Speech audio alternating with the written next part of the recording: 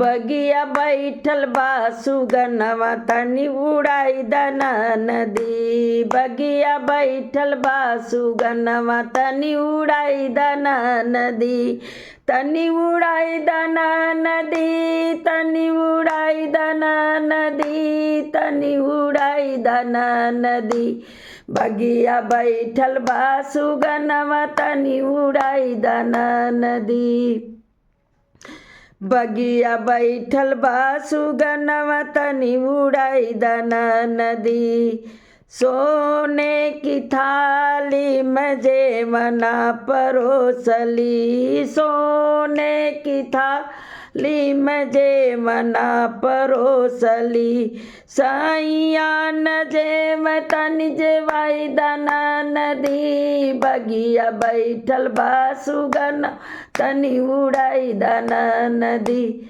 बगिया बैठल बा सुगनवा तनी उड़ाई दाना नदी।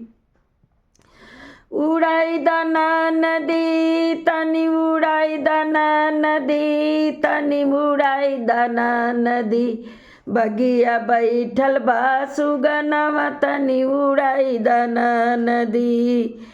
झझरे गड़ुआवा गंगा जल पानी, झझरे गड़ुआवा गंगा जल पानी। पनिया न पिए तनी पियाई दाना नदी। सैया पनिया न पिए तनी पियाई दाना नदी। बगिया बैठल बा सुगनवा तनी उड़ाई दाना नदी। बगिया बैठल बा सुगनवा तनी उड़ाई दाना नदी। उड़ाई दाना नदी, तनी उड़ाई दाना नदी, तनी उड़ाई दाना नदी। बगिया बैठल बा सुगनवा तनी उड़ाई दाना नदी। बगिया बैठल बा सुगनवा तनी उड़ाई दाना नदी।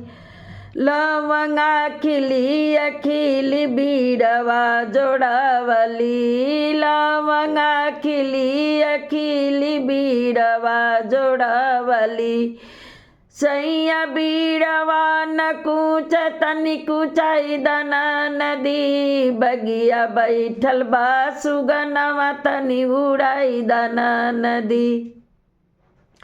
बगिया बैठल बा सुगनवा तनी उड़ाई दाना नदी। बगिया बैठल बा सुगनवा तनी उड़ाई दाना नदी। तनी उड़ाई दाना नदी, तनी उड़ाई दाना नदी, तनी उड़ाई दाना नदी। बगिया बैठल बा सुगनवा तनी उड़ाई दाना नदी।